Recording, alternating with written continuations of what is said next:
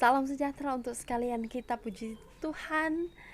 Sungguh kita diberkati, luar biasa Tuhan untuk hidup saya dan hidup saudara-saudara. Dan hari ini mungkin agak ada yang lain dengan saya, karena biasanya saya dengan pakaian pelayanan kami. Dan hari ini saya sengaja menggunakan pakaian dengan bertuliskan Jesus is love. Yesus adalah kasih. Kenapa? Kan hari ini saya mau kita untuk kembali merenungkan tentang bagaimana kasih Kristus dalam kehidupan saya dan saudara-saudara, dengan satu judul yang akan sangat sulit untuk kita lakukan. Akan sangat sulit untuk kita lakukan. Apa itu? Orang Kristen harus punya kasih. Orang Kristen harus sabar dalam pergumulan. So, tetap ikuti video saya di hari ini, dan jangan lupa subscribe, like, share, and comment bagi yang belum subscribe, di like, dan tetap komen untuk memberitahukan saya apa-apa yang harus saya rubah dari setiap konten saya, dan mudah-mudahan konten ini akan menjadi berkat untuk kehidupan banyak orang. So, tetap ikuti video ini sampai akhir.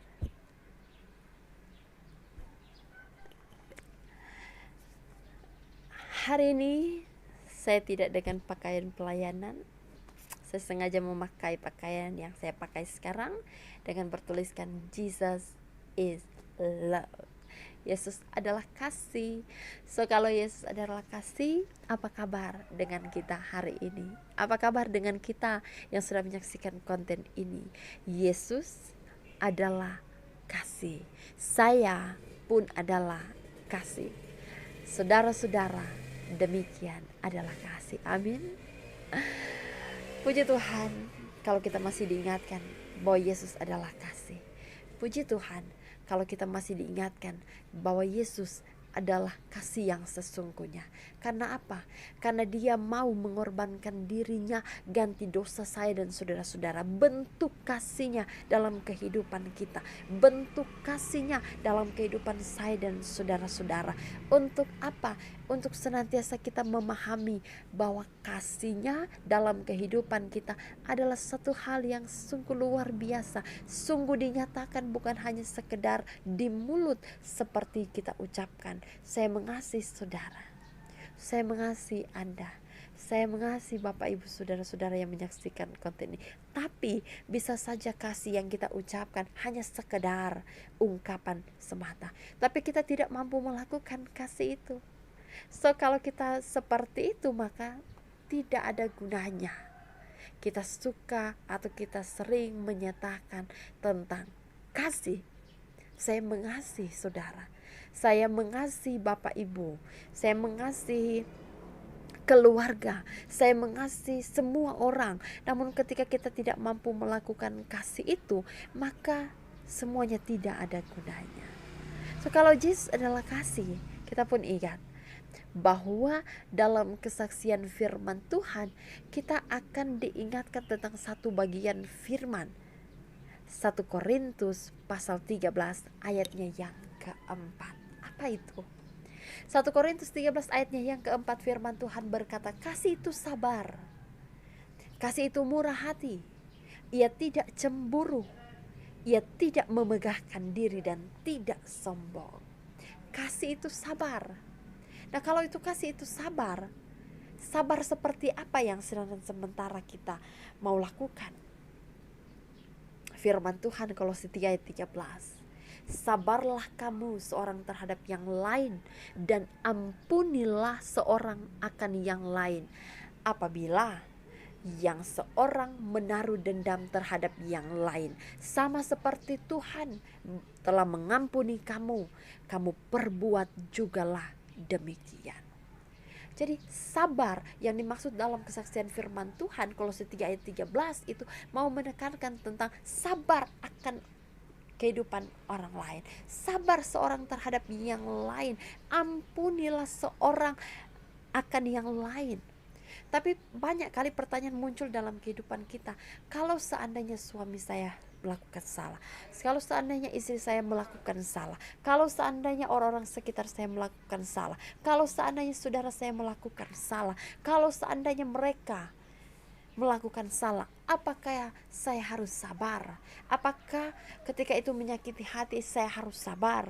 Dan ternyata firman Tuhan bilang bahwa sabarlah kamu seorang terhadap yang lain, maka kita harus lakukan itu. Dan juga ampunilah seorang akan yang lain apabila seorang menaruh dendam terhadap yang lain. Jadi tidak ada dendam ketika kita mengampuni, tidak ada dendam ketika kita mau terarah kepada dia yang begitu sabar dengan kehidupan saya dan saudara-saudara. Kita begitu berdosa, kita begitu hina, kita begitu cacat, kita begitu celah.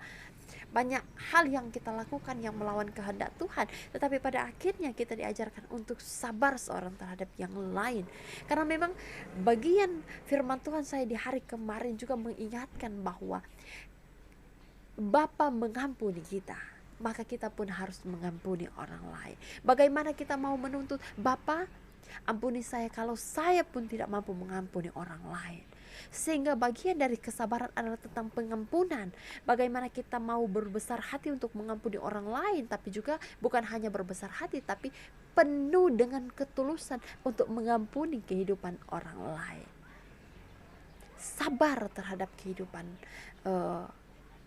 kita yang dalam tekanan, yang dalam pergumulan, yang dalam beban berat, yang dalam dimana saya dan saudara-saudara ditindas, dicaci, dimaki. Ternyata kita diajarkan untuk sabar, sabar, sabar, dan sabar.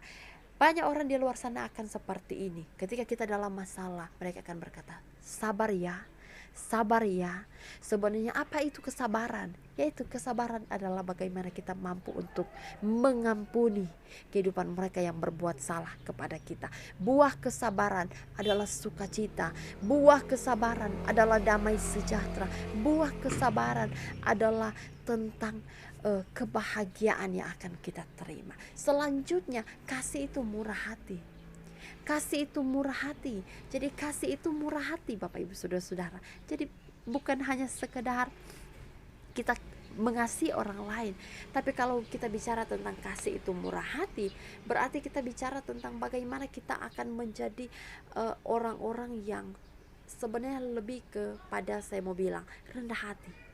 Murah hati, rendah hati, dalam arti kita ada dan hadir di tengah kehidupan banyak orang, di dalamnya bagi mereka yang membutuhkan uluran tangan kita. Murah hati, memberi yang terbaik. Bahwa Tuhan juga mengajarkan kita mengasihi. Mengasihi dengan cara apa? Mengasihi dengan memberi yang terbaik bagi kehidupan orang lain. Misalnya kita berkelebihan, mari kita membantu orang lain. Misalnya kita punya suatu hal yang bisa kita bawa untuk membantu orang lain, kenapa tidak kita lakukan? Yang walaupun memang di masa sekarang ini, ketika kita membantu seseorang, ketika kita memberi diri untuk membantu seseorang, kadang-kala kita mendapat jawaban atau balasan yang tidak setimpal dengan apa yang kita berikan. Tetapi bisakah kita memahami dan berpikir bahwa bagian dari murah hati itu adalah ketika kita mampu memberi dengan ketulusan. Kita tidak perlu lagi mengingat apa yang kita berikan, tapi ingatlah bahwa dalam keyakinan kita, kita telah memberi dengan penuh sukacita, kita telah memberi dengan penuh ketulusan. Maka berkat itu jadi bagian hidup mereka, tapi juga berkat itu jadi bagian hidup kita. Kasih itu murah hati. Selanjutnya, ia tidak cemburu. Wow. Ia tidak cemburu. Ia tidak memegahkan diri dan tidak sombong. Kasih itu adalah bagian dari kata cemburu yang saya artikan di sini adalah iri hati. Bisa ya, bisa tidak. Tapi mungkin lebih ke sana. Kasih itu ia yang tidak iri hati, ia tidak cemburu. Ia yang tidak menginginkan milik orang lain. Seperti itu. Ternyata kasih adalah yang seperti itu. Yang pada intinya saya mau bilang bahwa kasih itu adalah tentang bersyukur juga. Bersyukur dengan apa yang kita miliki. Karena ketika kita bersyukur dengan apa yang kita miliki, maka kita tidak akan pernah menjadi pribadi yang iri hati terhadap orang lain, cemburu dengan apa yang orang lain miliki. Namun pada akhirnya kita tetap menjadi orang yang tetap bersyukur, karena kita percaya bahwa semua kita punya berkat masing-masing. Kalau mereka punya berkat, saya pun demikian. Berkat kita mungkin tidak sama dengan mereka, namun pada akhirnya semuanya tidak diukur dengan materi, tapi semuanya diukur dengan apa yang akan kita berikan, dengan apa yang akan kita lakukan, dengan apa yang akan kita kerjakan. Selanjutnya, ia tidak memegahkan diri dan tidak sombong. Bapak Ibu saudara-saudara, hal ini harus kita garis bawahi. Kita suka berucap kita mengasihi, namun pada akhirnya kasih itu hanya topeng kita untuk terlihat. Orang lain mampu melihat kita, orang itu mampu mengasihi, namun pada akhirnya kita tidak dengan ketulusan. Dan kadang kasih itu menjadi satu cara kita menyombongkan diri. Saya mengasihi orang ini, saya mengasihi ini dan itu. Ataupun mungkin memegahkan diri, menunjukkan kepada orang lain saya mampu mengasihi, namun pada akhirnya tidak mampu memberi yang terbaik. Maka itu bukan kasih yang sesungguhnya. Kasih itu kalau bahasa Manado jangan makan puji. Kasih itu kalau bahasa Manado jangan ketinggian. Tapi kasih itu harus kita nyatakan dengan tulus kepada orang sekitar kita. Kasih itu adalah kasih di mana saya dan saudara-saudara diingatkan tentang bagaimana kita memberi yang terbaik. Kasih itu adalah tentang bagaimana saya dan saudara-saudara untuk menyatakan yang terbaik. Karena apa? Karena kasih adalah bagian yang dikehendaki. Kasih adalah bagian dari buah-buah roh itu. Kasih adalah bagian yang harus kita lakukan, kita kerjakan. Untuk itu Bapak Ibu saudara-saudara yang menyaksikan konten ini, semoga ketika kita menyaksikan konten ini, kita akan merubah cara berpikir, cara pandang kita tentang kasih. Kalau kita belum melakukan kasih dalam kehidupan ini, mari kita lakukan itu. Karena Jesus is love. Yesus adalah kasih. Dan ketika Yesus mengasihi saya dan saudara-saudara, kasih itu juga harus kita nyatakan bagi kehidupan banyak orang. Jangan menunda waktu untuk mengasihi, karena pakailah waktu anugerah Tuhanmu, hidupmu singkat bagaikan kembang. Hari ini kita masih menikmati hidup, kita tidak tahu akan hari esok apakah kita masih akan menikmati hidup.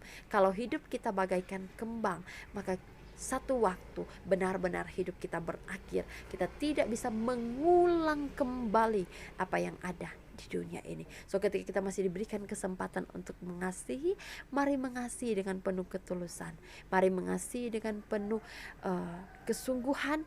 Mari mengasihi. Pertama-tama kasihilah Tuhan Allahmu, kemudian kasihilah sesamamu manusia. Di dalamnya mengasihi keluarga dan mengasihi orang-orang sekitar.